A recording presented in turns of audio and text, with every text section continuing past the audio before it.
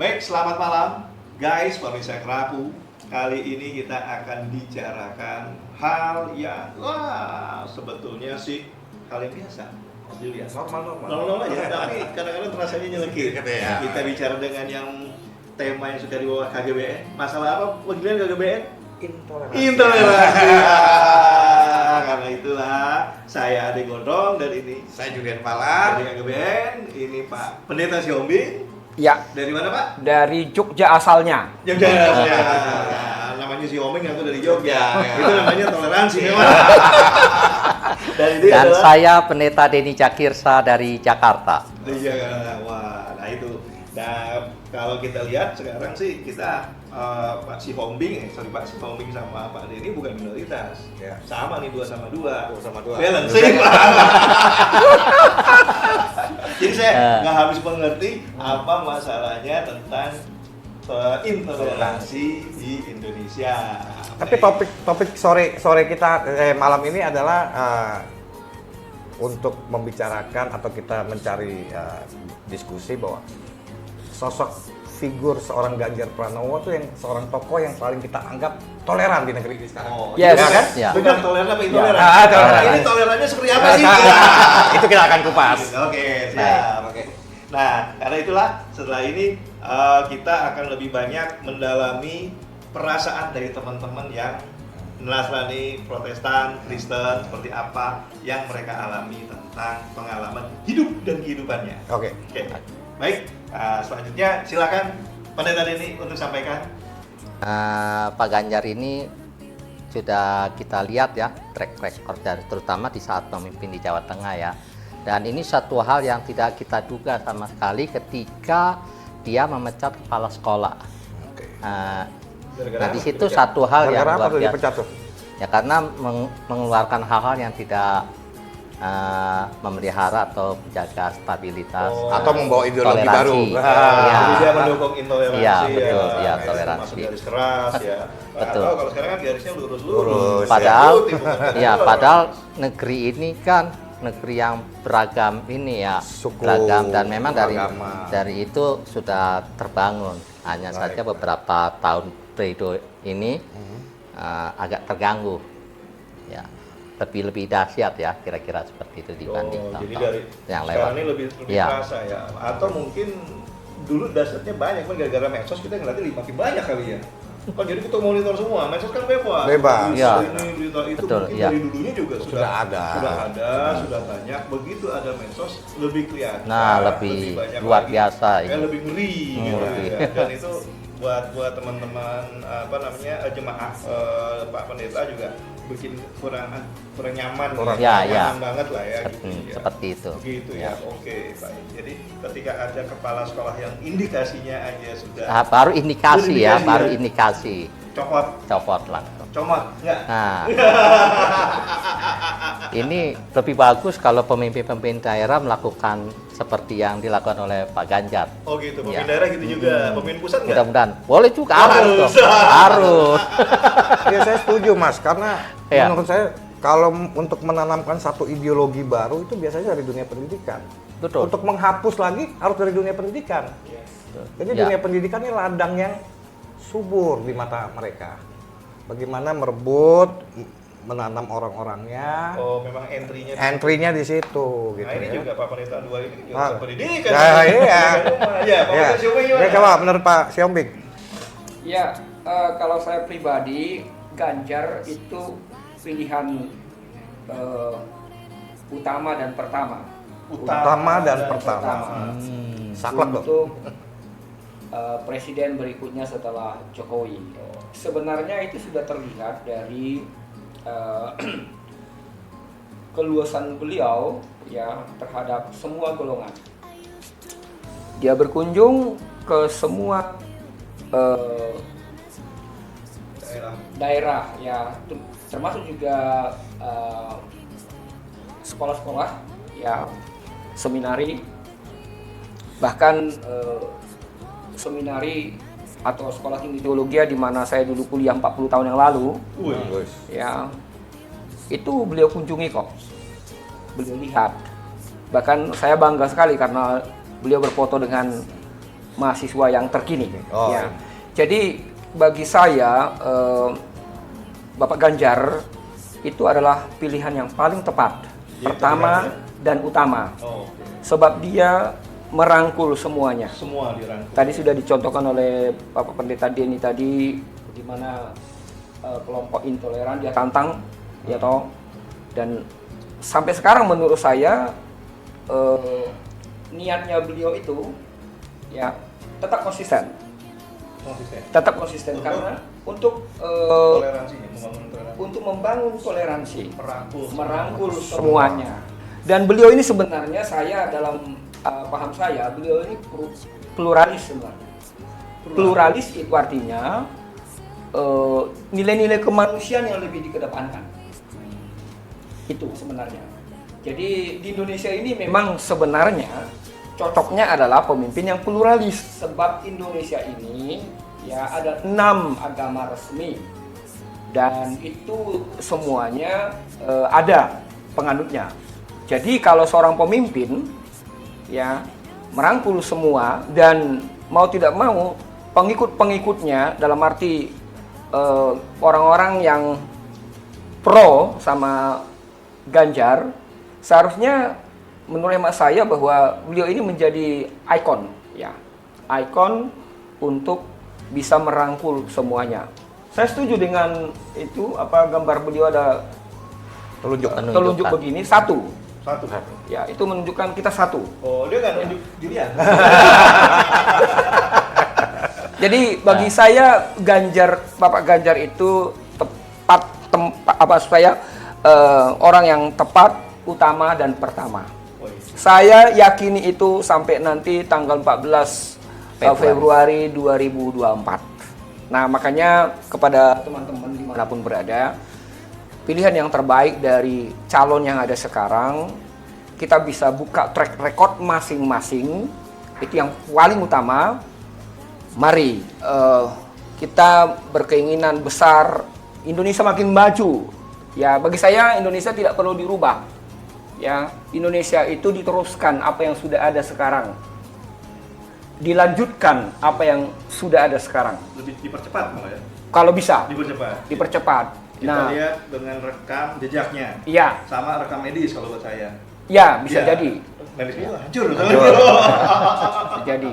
Ya, jadi saya sejak tahu Ganjar menjadi calon, insting saya ya, karena saya punya analisis menjadi sesuatu itu, di samping sebagai seorang rohaniawan, saya percaya bahwa ada pewahyuan yang diberikan. Yang kedua itu adalah rekam jejak, ya. Rekam medis. Dan yang ketiga itu 2 kali ya saya mengatakan kepada teman-teman bahwa presiden berikutnya zaman SBY beneran. Zaman Jokowi no question, gak ada pertanyaan, Jokowi. Nah, ini pun ya saya sangat yakin. Kalaupun meleset, misalnya loh, seandainya meleset, menurut hemat saya kok sepertinya tidak. Oh. Jadi kalau yang pleset dan kepleset biar Julian aja Pak Pendeta. Bagian benar Pak Pendeta lah. Jadi menurut hemat saya, monggo rakyat Indonesia kita lihat pemimpin yang melanjutkan apa yang sudah dikerjakan oleh presiden sekarang ini, ya, supaya Indonesia ini tidak mundur tapi makin maju. Oke, baik. Terima kasih Pak Pendeta. Kalau untuk makin maju mestinya kan kasus yang intoleransi makin hilang, ya nggak? Setuju nggak? Ya. Pak ini ngerasa begitu nggak? Ada kasus toleransi kemarin kan? Ya, jadi memang satu harapan ya, bahwa toleransi itu sudah menjadi satu bagian dari karakter bangsa ya, yang beragam ini. Dan memang saya sangat setuju sekali yang pertama dan utama untuk melanjutkan yang sudah dikerjakan oleh Pak Jokowi ini, oleh Pak Ganjar, itu dapat menjadi satu satu khas ciri khas ya yang keluarkan dari bangsa Indonesia. Ya, itu kan Ya. khasnya. Tapi Iya. punya keluhan tentang kegiatan toleransi, intoleransi. Oh, gitu. iya. Yang pernah dirasakan. Ya, gitu. saya rasa ada seperti misalnya Izin ya, izin. izin gereja Izin gitu bangunan, ya, ya. izin bangunan gereja. Ya, pengalaman berapa Tapi lama izin? itu bisa dikatakan bahwa realisasi dari yang apa namanya dua SKP 2 Menteri itu ya. SKP 2 Menteri, ya. Nah itu kan sudah ada satu perubahan sebenarnya dan itu tidak sampai kepada pelosok. Sementara yang terjadi ini kan mereka yang ada di tempat-tempat yang dimana realisasi SKP 2 Menteri itu sudah tidak ini, mereka tidak dapat informasi yang lebih ini.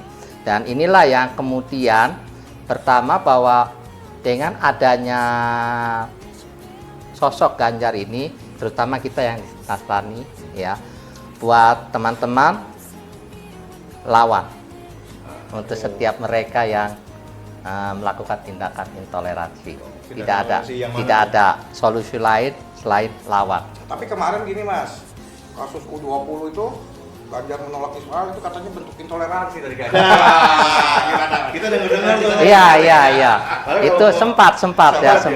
Kalau Tapi saya itu kan euforia aja ya, hanya kekecewaan. Tapi sebagian daripada teman-teman memang melihat tidak ada pilihan lain.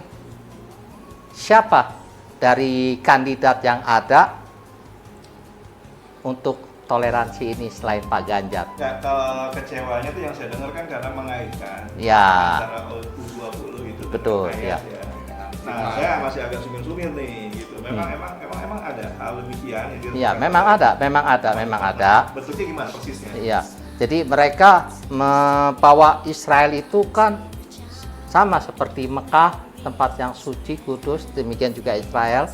Kemudian juga ada satu dogmatis ya, keimanan bahwa siapa yang mengutuk Israel terkutuk, siapa yang menolak Israel tidak diberkati atau terkutuk.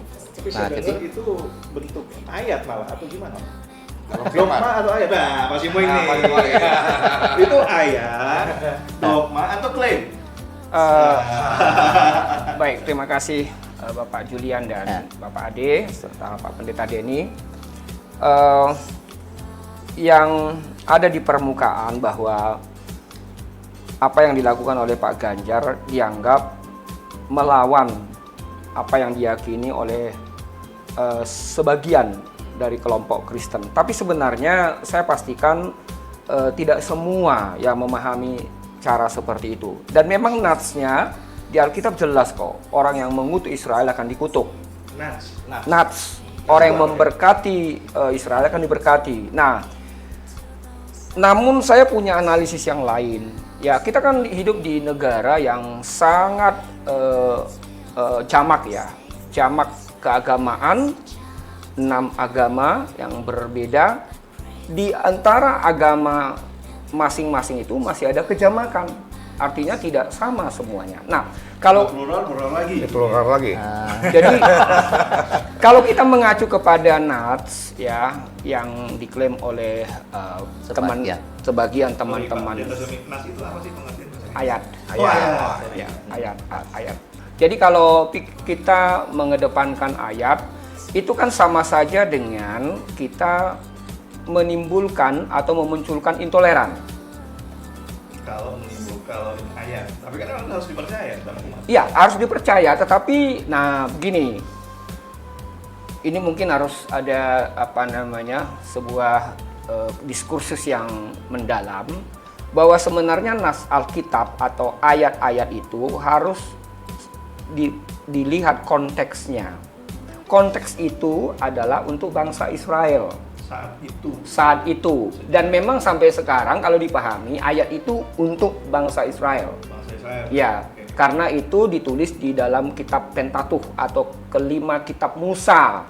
Ada kejadian Perjanjian Lama. Jadi kalau ditarik ke kekinian, menurut hemat saya itu sudah terlalu jauh. Terlalu jauh. Makanya saya yakin bahwa tidak semua orang Kristen memahami seperti memahami ayat-ayat itu literal apa adanya. Jadi mungkin saat itu secara konteks Israel atau Yahudi itu minority ya. Kejar atau bagaimana gitu. Mungkin konteksnya barangkali. enggak, gitu. kalau konteks Alkitab ya, kalau konteks Alkitab Yahudi itu justru mayoritas, Kristen yang itu minoritas. Oh, Ya. Karena memang bahasa Alkitab itu kan adalah bahasa Ibrani, Yunani dan Aram. Ya, dan Ibrani ini lebih fokus. Ibrani itu siapa toh? Itu mewakili Israel. Kan begitu. Nah, saya nas yang tadi tentang siapa yang ini Israel akan dikutuk oleh Allah. Nah, itu barangkali kejadiannya ketika itu si Israel itu lagi dikejar-kejar, berarti kan nilai minoritas dikejar-kejar gitu kan. Apa nggak begitu sejarahnya nas susun ayat itu? Jadi begini, Nats itu diberikan kepada bangsa Israel. Sebenarnya tujuannya adalah supaya mereka ini militan mengikut Allah. Sungguh-sungguh. Motivasi. Iya, sungguh-sungguh. Dan itu menurut hemat saya nggak salah. Ya, Sifatnya seperti itu. Nah, yang bagi saya masalah adalah teman-teman yang sekarang hidup di masa kini, ya, ayat atau nats yang seharusnya konteksnya harus dipahami ditarik ke kekinian, dicopot, dicomot, dicokot. Ya. Ini cokot-cokot. Nah, Akhirnya tekot-tekot. ini yang menurut saya kurang pas. Karena kalau itu yang dijalankan, berarti ya sama saja dengan kita setuju dengan intoleran di antara komunitas kita sendiri.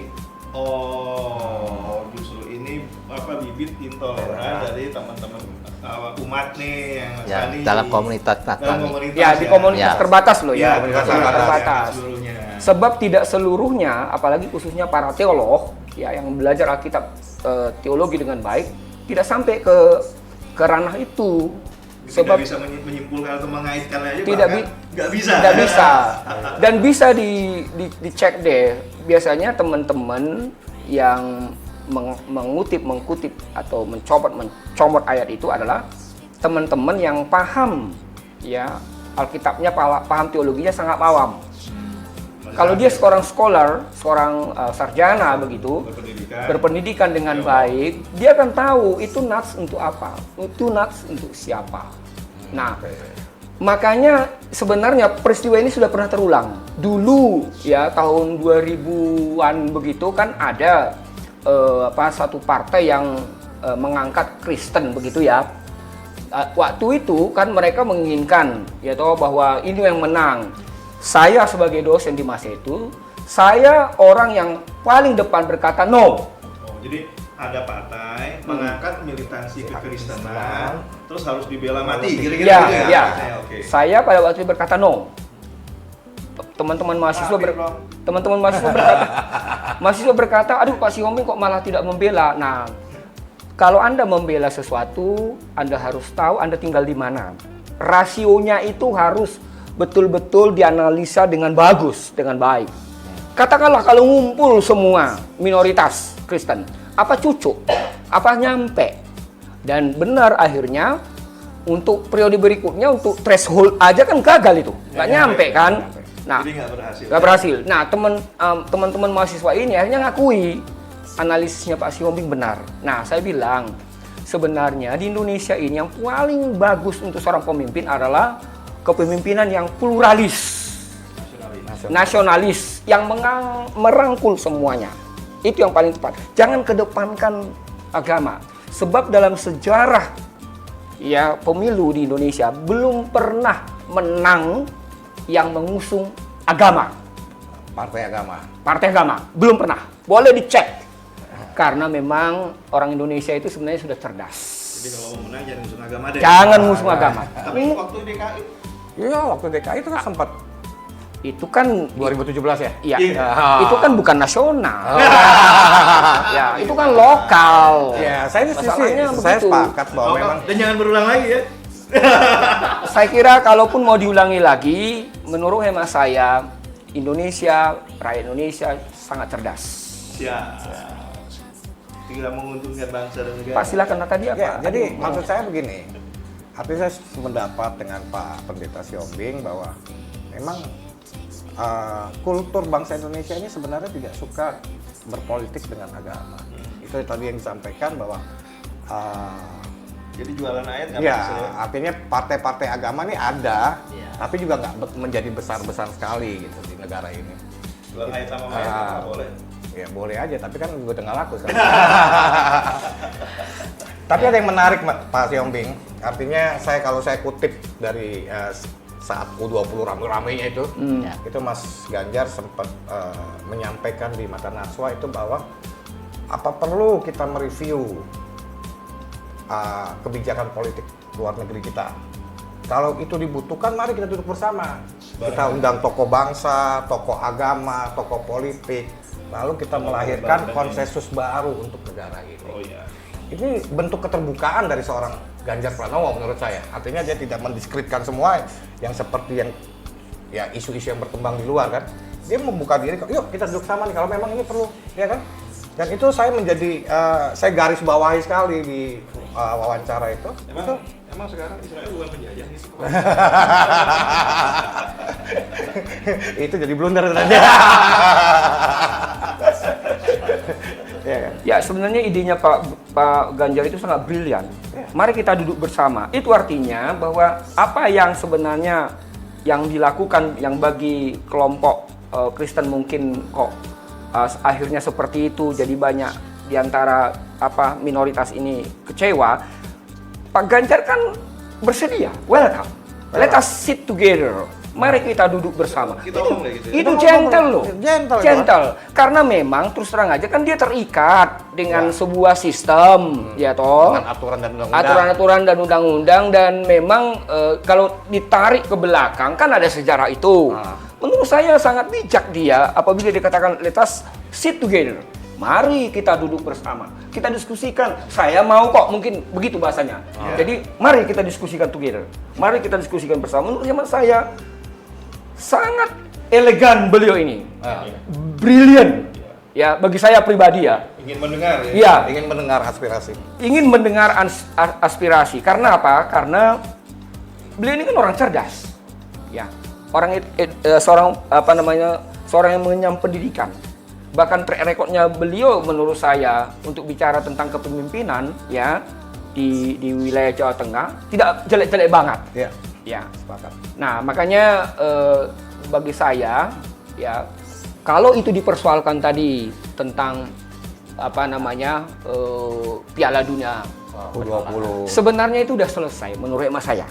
Kita teman-teman yang mungkin tadinya tensinya naik, saya kira udah turun kok, udah cooling down.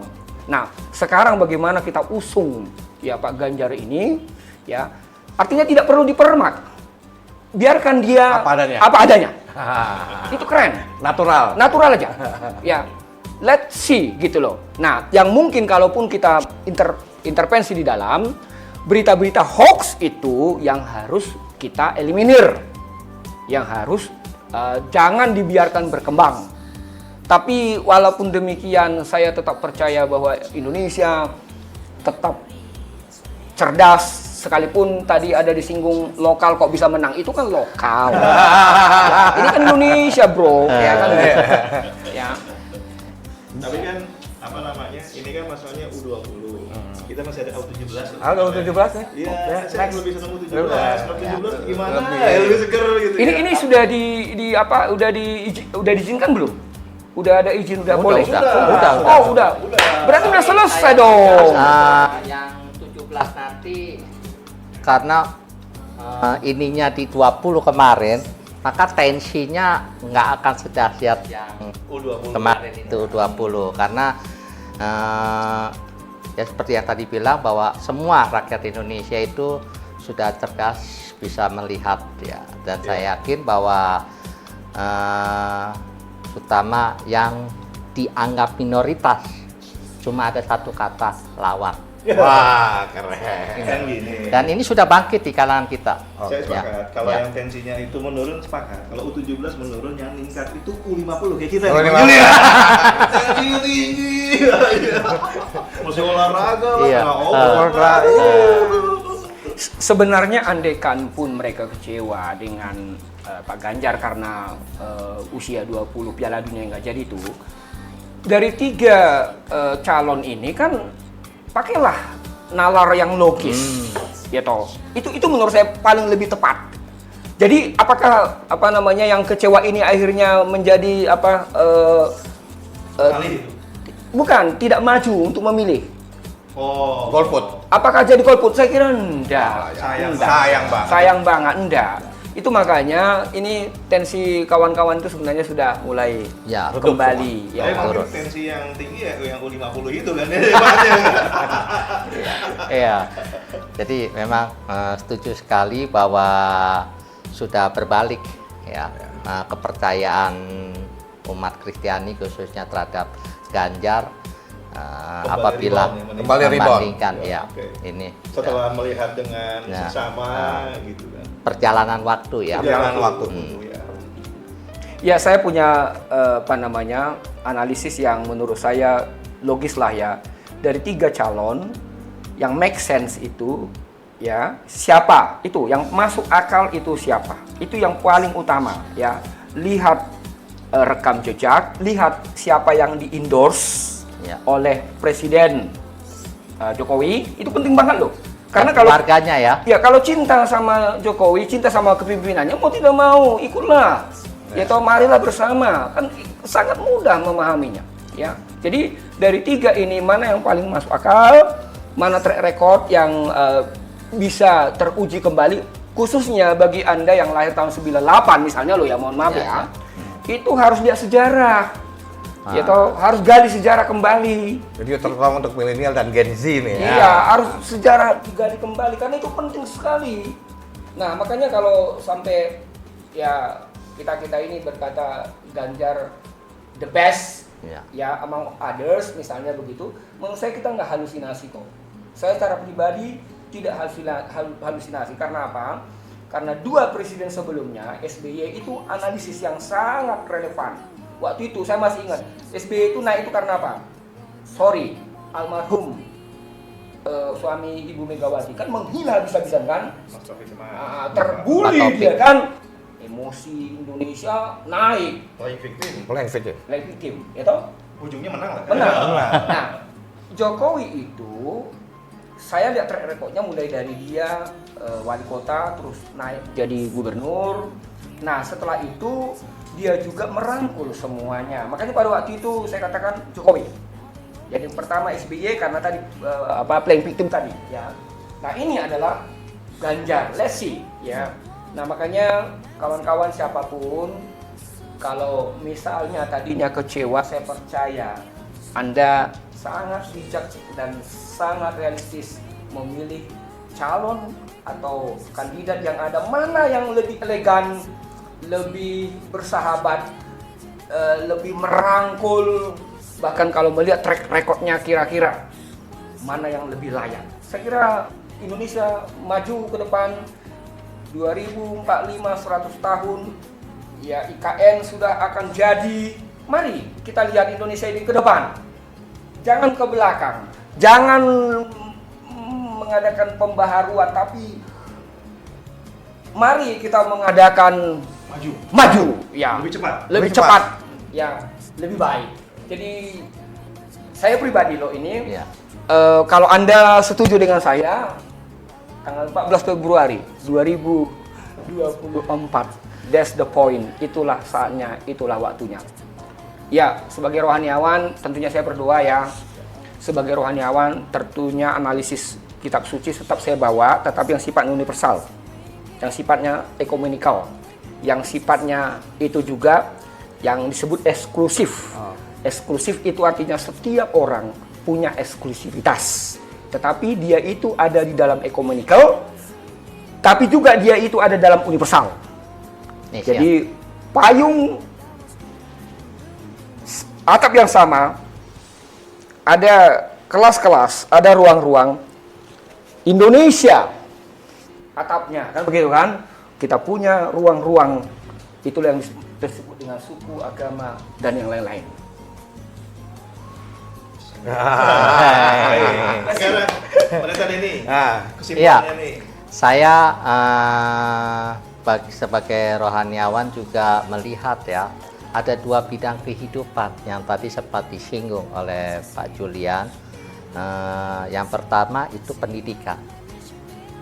Nah, pendidikan selama ini sangat masif sekali dibangun oleh kaum intoleran. Itu sangat masif sekali, dan itu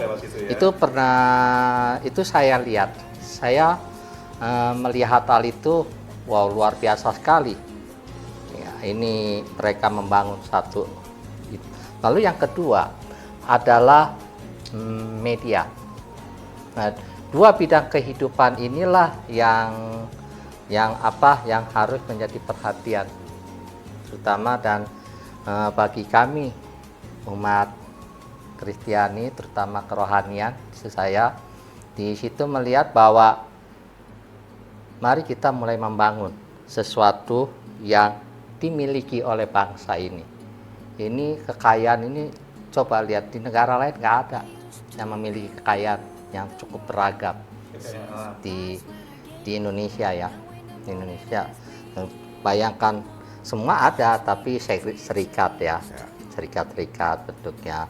Tapi kalau Indonesia nggak ada itu, negara boneka.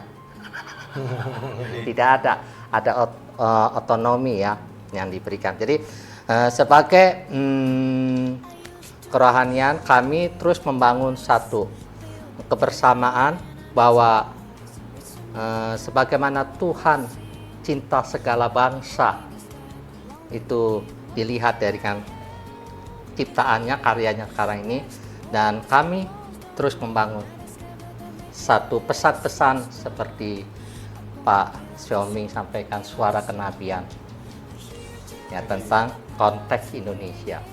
Kira-kira. Indonesia dalam bentuk negara kesatuan itu sudah tepat ya, Ya. buat teman-teman Nasrani, ya. Kristen ini sangat Ya. nyaman ya. Betul, gitu, ya. Oke, baik. Baik, Pak Julian. Oke, buat saya nggak panjang-panjang, jadi artinya sore ini kita berdiskusi dan mungkin kita sepakat ya, Ya, kalau Mas Ganjar adalah tokoh sangat sepakat. yang sangat toleran saat ini, Iya. dan itu tidak ada nilai tawarnya lagi nih.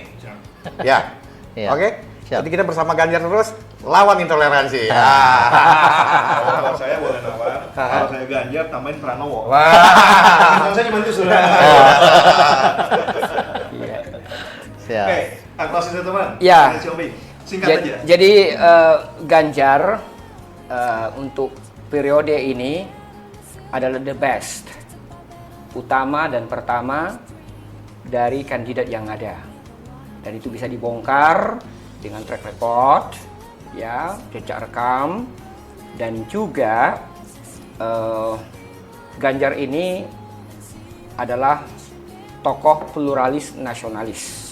Artinya dia menghargai semua agama, tapi dia tetap tunjuk bahwa kita satu Indonesia. Jadi no choice ya, unless tidak ada pilihan kecuali Ganjar tambah Pranowo. Baik. Thank you. Pemirsa Kerapu, itu tadi diskusi kita malam ini. Buat saya kesimpulannya sama seperti pembicara lainnya, bahwa kita sudah bersepakat. Pondok negara kesatuan itu sudah membuat nyaman untuk kita semua, baik yang mayoritas dan minoritas. Kita temukan itu, dan salah satu tokoh yang akan membawa kita lebih dalam bahasa Indonesia adalah Mas Ganjar Pranowo. Saya Ade Gondrong, mohon pamit. Saya Julian Palar. Saya Pardu Muan Sihombing. Saya Denny Jakirsyah. Oke. Terima kasih. Salam. Selamat malam. Selamat Ciao. malam. Ciao. Thank you. Ya. Thank you, Mas. Ya. Kan bisa. Kau yang paling tak sayang, stop mencintai. Lebih rapi. Rapi, ya.